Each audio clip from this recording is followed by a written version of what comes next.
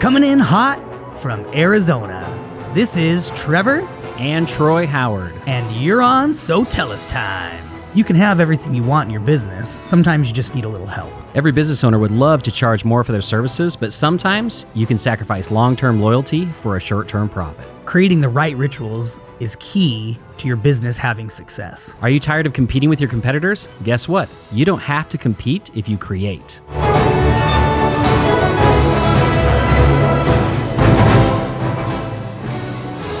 Hey everybody! Today is the best day ever because it is another So Tell Us Time. And it is the long-awaited inflation episode. This is a good one because this is hitting every single household in the United States as of right now, and it doesn't look like it's going to go down. It doesn't look like anything's going to change. In fact, Troy and I were just having the discussion of how it's going to continue to go up, and he'll probably reference that. So I'm not going to steal that part from him. But today we're talking about inflation and the price war. So inflation is going up, interest rates are going up, and guess what? The extra spending money, that extra cheddar that everybody had is gone. Is going away. People's money doesn't go as far. In fact, actually, I'll throw something in that I was just looking at the other day that I thought was pretty interesting. It was a map of the United States, and it was what the value of $100 bill was per state. Oh, interesting. And so, and what does that mean? Well, $100 bill is a $100 bill, Trevor. No, it's not. How far does that $100 bill go? And it was interesting to see how in some states, it was like a $100 bill was like having I believe the highest one was $116. Oh. So you had an extra $16 for every 100, which is a significant amount of money. Yeah. Okay. And then, but then there was these states like New York and California and Hawaii that your $100 was, I believe the lowest one was 80. It was worth $80. So where you're getting a gain of 16, in some states, you're getting a loss of like 20. Yeah. So a higher loss than in a gain in your best state. So that's the thing is what's interesting about what's happening right now is that people are getting tighter with their money. Yeah. And what happens with that is people start bidding on price. They start betting on price. They start looking for price, right? For the most part. Yeah. Now, don't worry. Not everybody. I mean, people might be more conscious of it, but not everybody is just, we're not saying, you got to drop your prices. Nope. That's not what we're talking about here. We're going to talk about the psychology of shoppers and how to win in this kind of topsy-turvy economy.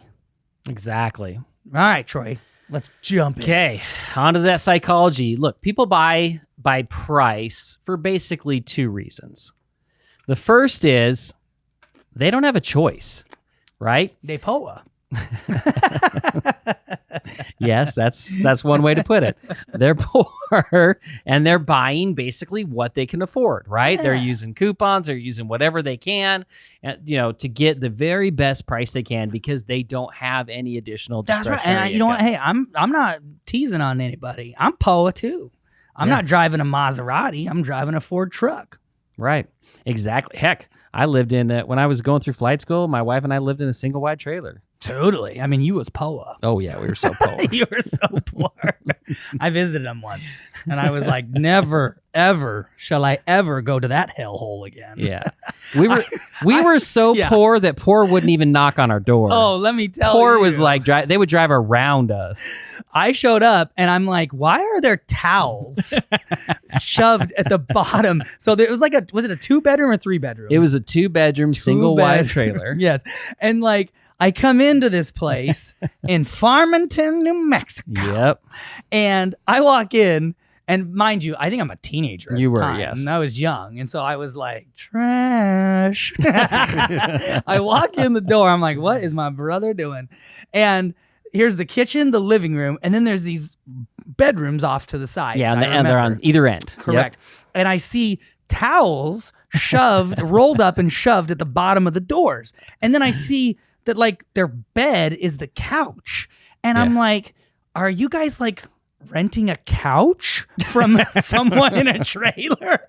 Like, I'm thinking, is there someone in those bedrooms and you're renting the couch? You're so poor, you're renting a couch in a trailer? No, they were so poor, they didn't want to heat the trailer, right? Yeah. It was that you guys you stayed in the common area and just heated that area, right? Yeah, we couldn't afford to heat the whole single wide. Totally. I mean, they're so big. We couldn't afford to heat the whole thing. So we put the towels underneath the bedrooms. And luckily my wife is like 4'11" 3/4 of an inch. So three-quarters of an inch is very important, people. Yes, it is. So I slept on the couch. She slept on the love seat and fit. And then we put one of those little like heater lamp things right between us on the coffee table. And listen, and Troy wasn't the only pole one. Okay, when I got married, I was a teenager when I saw Troy like this, and I thought trash. But then when I got married, I was like, oh wow, I make $700 a month, people, not a paycheck, a month, $700 a month, and we got in government assisted apartment complex. Which, if any of you have ever lived in one of those, you know what that's like.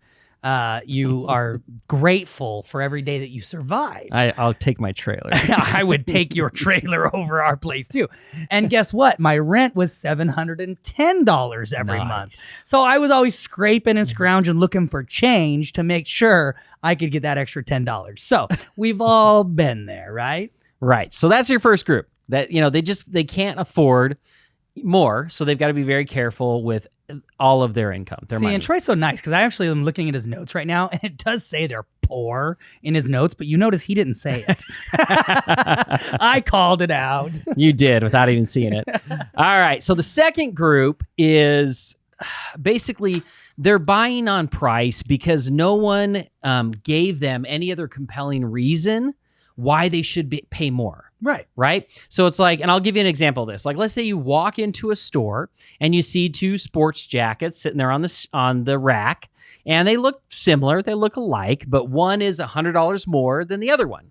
So which one are you going to choose? If you just walk in the store and you see them there, nothing else, and all you do is look at the price tag, 9 times out of 10, people are going to pick the cheaper jacket. Absolutely. Right? Now. Especially if it feels similar. Right. If you look at the tags and in the sense is that it's a similar quality and product, and maybe they're both wind resistant and rain resistant, things like that, why not spend the less money? Right. But now, if there's someone there to explain that the higher price jacket is, it's a better quality material, it's going to last longer, it has a lifetime warranty behind it, and it's actually going to make you look better because of the cut of the jacket. If you have someone there who can actually explain the benefits, right, the reasons why it's worth more money, then there's a very good chance that you're going to buy the more expensive jacket. Yeah. Right? So very simple, right? You're like, well, yeah, duh, of course. If someone's there and can explain it all to me, then yeah, I'll probably buy the more expensive one. But that's the thing, right? You need to think about that. And that's what we're going to be talking about today. Because the truth of the matter is, you can't do anything about the poor people, right? No. You can't help them get more money to be able to afford your services. So we're not going to focus on them today. What you need to focus on is educating the rest of the people why your product or service is better and why they should choose it. So that's what we're going to be talking about today. So how can you educate people on your product or service? Number one, you got to have a sales presentation. And I can't tell you how many businesses we go into and we're like, all right, what's your sales presentation? Let's take a look at that. Like, oh, I just, sell it. Okay, so like what material do you use? Yeah. Like your sales guys here, what did they go off of? Oh, they've seen us do it and they just do it, we all do it. You do what? Well, we sell it. How do you sell it? Yeah. Right? So you need a presentation, right? You don't just wing it. You have a presentation that's actually tested and effective. Yep. Right? I mean, that's one of the things that Trevor and I do in our business all the time. We're always testing our presentation. In fact, 100%. We were just in Nashville and I was on stage in front of like 1,600 business owners. I worked for, oh my gosh, like months on this presentation, got up there and it went amazing. Crushed it. Yeah, it was a great presentation. The results were really great. The feedback was great. And so what did we do? We came back, and then Trevor immediately implemented it into our presentation with our sales team. Yeah, like I was like, this is your new presentation. Yeah. You know, I'll give you an example of a terrible example. Okay. So I wanted to buy some really nice fans for my house the other day. And we've got these rooms that don't have fans in them, and a couple of them didn't even have lights. And so, but Chelsea didn't want crap fans. It's hot. We're in Arizona. She's like, you know, we're on that time of use thing where it's like, if you use less electricity, you save more money kind of thing. So during that time, it's cheaper to have a fan blowing than it is to have your AC running. So I went to a nice fan store. I walk in, the place is full of fans on the ceiling. There's this guy there, and he's like, look around. Let me know if you have any questions or if you see something you like. Okay. There's about 10,000 fans on the ceiling. Chelsea and I wandered around for a little while, and then we were just like, well, we're overwhelmed. Yeah. We like, you know, you go to Home Depot. I was thinking I'm going to a really expensive fan place. This is nice and expensive. And we have a very large living room with a tall ceiling. We wanted one of those big fans. Yes. You know, and so we were ready to drop some serious dough. And the funny thing was, I was expecting a level of excellence here for the price, because when I walk into Home Depot, I can't go 3 feet without someone being like, sir, can I help you? Do you have any questions? Is there anything that you need help with? Yeah. You know, and if I go down to the light aisle, it's just like, there's like 3 people always with the fans and the lights. And they're like, oh, like, I mean, they tell me all about it. They look for it. They do stuff for it. This person just, let me know. Let me know if you have any questions. And I'm sitting there thinking, why wouldn't you walk up and, oh, hey, welcome. We're so glad to have you here today. What is it that you're looking for? What are your needs? Yeah. You know, I mean, on the little tags hanging from these things, it's CFUs or something like that, and CMFs or CFMs. CFMs, you know, and all this. And I'm like, I don't know what any of this freaking means.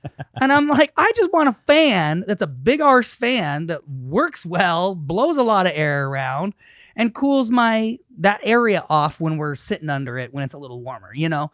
But no help. It blew my mind. So I'll give you the opposite of that, because I remember when my wife and I first got married, we had this house and the living room was like 2 stories, and I wanted a fan in there to cool it down. So we went to this place and we talked to him, and I'm thinking, man, like the ceiling's 2 stories high. Like I'm gonna have to have like a big pole that like gets it down far enough so we can feel it. And I wanted to talk to somebody who knew what they were doing. And we went and we talked to this one sales guy, and man, he knew it. He's like, okay, tell me about the room it's going to be in. Da, da, da, da. I told him, he's like, all right, this is what we're going to need to do. We're going to need to do this pole and then a joint, and then we're going to do this pole.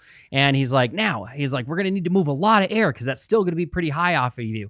And he goes, so let me show you. He goes, this is your average fan. And like, it's the cubic feet per minute is how much air it moves. Okay. And he's like, now, and again, don't quote me on these numbers because it's been 20 something years. Yeah. But I remember, I want to say it's like, he's like, now the average fan is going to move like 5,000 cubic feet per minute. And that's pretty good. And most people can get away with that. But, you know, in your situation, you're going to want something that's like commercial grade. He's like, you're going to want this one over here. This one moves like 15,000 cubic feet per minute. He goes, you turn this on and it's like a hurricane in your house. And he turned it on, and like he like set papers down underneath it, turned it on, and they all just went whoosh, and like flew away. And I was like, sold. Yeah. And by the way, remember, this was when they were poor. Oh yeah, we were poor. We were poor. And I remember like it was probably 4 to 5 times the price of the other fan. Oh yeah. But when he was done with his sales presentation, and again, really smart, put the papers down, blow them off the table. And I was just like, I mean, he even showed me like when he turned it on, he goes, now I want you to look at the motor, like when it turns on. He goes, did you see that? Oh, the whole thing kind of turned. Yeah. That's how much torque this thing has. And I was like, yeah. I know. I was doing like the Tim Allen, you know, kind of thing, getting all excited.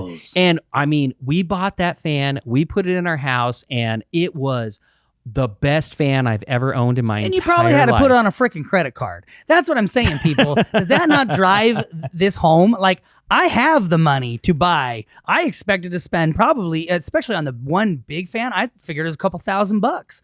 You know, and here's Troy, and I've got the money. Here's Troy without the money.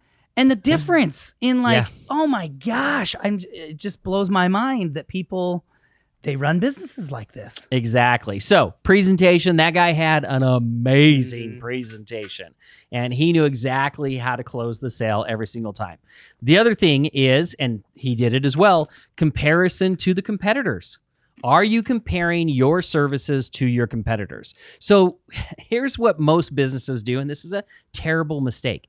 They wait for the customer to compare their product to their competitors. So either they say nothing to them at all about their competitors, or they wait for the customer to say, well, what makes you different than your competitors, right? And then they come out and say it.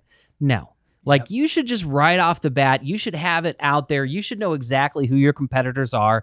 And then you should preemptively, as you're going through that sales pitch, like, look, this is what makes us different. You know, we do it with Sotellus all the time. When we're going through what we call the growth funnel, the success funnel, we straight up say, okay, now our competitors, they get to this point in the funnel and that's where they stop. Now, here's what we do, and we show them everything we do beyond our competitors. Yeah, and here's the one key thing is, just so you understand, we never badmouth our competitors. Never do. Never. We show this is the difference. You want to know what the difference of us and them are. And we know our competitors. So sometimes we're even like, they do this portion of it, and then they do this. And we do that same portion, but then we do this. And the other one does that same portion, and then they do this. So the question you have to ask yourself is, do you want... We all can do this portion of it, but do you want what comes after from them, from us, or, you know, because we're all a little different. And I can tell you, for us, ours is referrals and leads, and it's always us. They're like, no, I want to grow my business. Like, ours is about growing their business. So it's like everybody helps you get reviews and with your reputation, but afterwards, some of them give you a website, or, you know, some of them give you a text message communication with your customers. We give you leads and referrals to grow your business, and we track it, show it to you, and then you see how much your business is actually growing.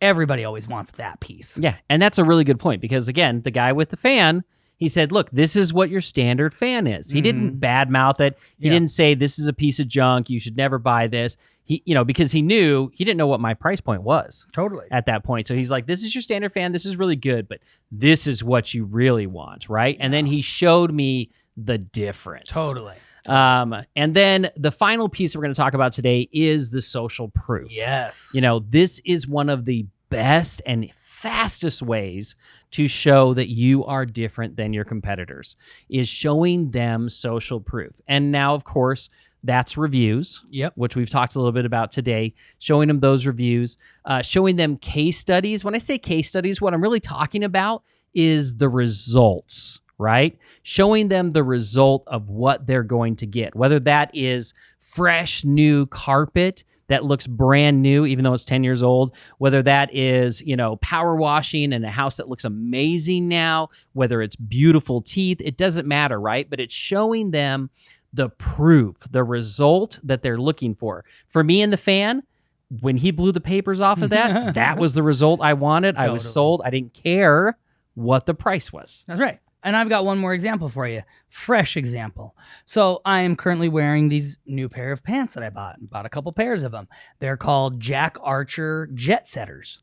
And I just wanted a really good, form-fitting, comfortable pair of pants that I can work on a daily in. I can travel in them. Troy and I do a lot of traveling. As you know, airplanes can get very uncomfortable. So I wanted something that was, you know, nice, looked good, could be business, could be work, could be pleasure, everything. There's a company also out there called Lululemon. A lot of people have heard of them. They're also very expensive. In fact, I wouldn't say Jack Archer is cheap, but they are less expensive than Lululemon's. They actually have a very similar look to them. The funny thing is that I really didn't care. I just was wanting, I wasn't looking at price. Yeah. I wasn't caring about price. I was looking for the product. I was looking for the right product for me. Well, I can tell you, Jack Archer did everything we're talking about.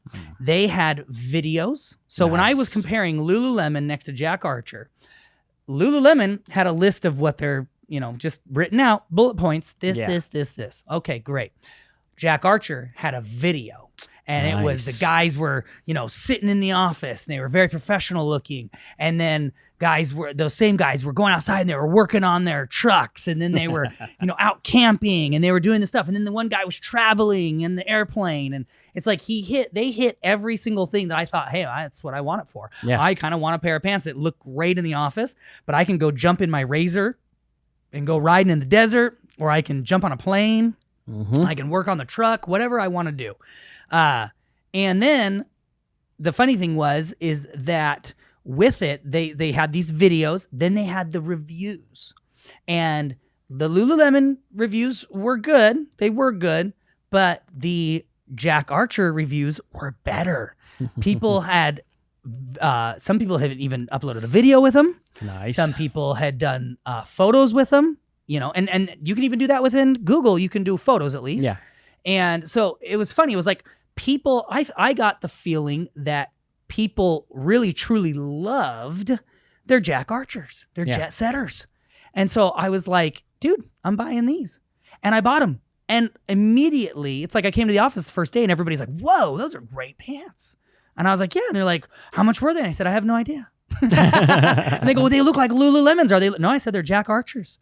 And they were like, oh my gosh. And they looked them up and they're like, well, these aren't cheap. They're just a little bit less than Lululemon, I said, hey, well, I was looking for a specific thing. But the point was that even sometimes the less expensive, in fact, I feel like sometimes the less expensive product actually puts more effort into their marketing. Yeah. Because they want to show and they want to prove why they are the superior product. Yeah. And they're going to do it through their social proof and the videos that they make and all of that stuff. Lululemon is just going off of their name. Yeah, exactly. And that's a mistake. That's, in my opinion, that is a mistake. For like my carpet cleaners, a lot of times they join, what are the big organizations called? They join one of these organizations that they already have a name. The franchise. The franchises. Yeah, that's what I couldn't remember what it's called. But they join a franchise because it's a name. Yep. And they just think, wow, I'm just going to get a lot of business because of the name. And they make the mistake of thinking that they don't have to market and that they don't have to prove why they're better, right? Yep. So anyways, guys, all right, well, that's it for today. I think this was a really good one. I know it was a really good one. Inflation is a problem right now. Interest rates are a problem right now. Excess money in people's hands is a problem right now. So we want to make sure that when that we don't have to fight on price. No. And that if we are fighting on price, we're still showing that we're the inferior or the superior, yes, the superior product, and that our competitors are the inferior product. And then we also more likely, though, want to be hitting those people that have the money to spend with us. And how you do that is through the exact same process. Going the extra mile, basically. Exactly. When it comes to your services and your products. Okay. All right, everybody. Well, homework for this week. Work on your sales presentation to include comparisons, reviews, results, and videos. Okay? Have videos of your products, your services, the way you clean the carpets, the way you do the home inspection. Have these different things. Have your reviews. It all works together. And when you have it all, it's like ingredients to a pie. The pie is amazing when you have it all, but when you're missing just one ingredient, it's going to turn out nasty. All right, everybody, we love you so much. We will check you on the next episode of So Tell Us Time.